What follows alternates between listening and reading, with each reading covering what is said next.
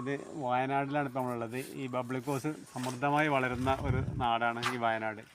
ഈ മരത്തുമ്മ നമുക്ക് നേരിട്ട് പറിച്ച് നല്ല രുചിയോടെ കഴിക്കാൻ ആസ്വദിക്കാൻ വേണ്ടിയിട്ടാണ് നമ്മളിത് മരത്തുമ്മ തന്നെ പറിക്കുന്നത്. കിട്ടണില്ലേ?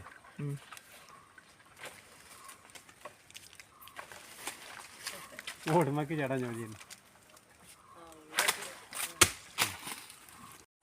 നമ്മളിപ്പോൾ വയനാട് ജില്ലയിലാണ്. വയനാട് എന്ന് പറഞ്ഞാൽ മുട്ടിൽ പ്രദേശത്താണ്.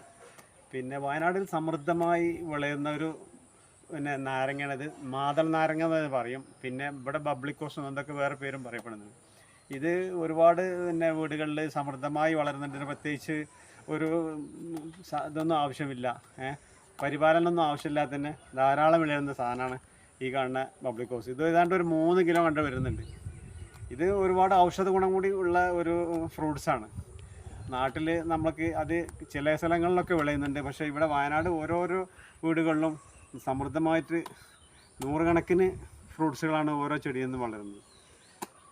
ഇതൊക്കെയാണ് ഇതിനെ പറ്റി പറയാനുള്ളത്. ഓക്കെ.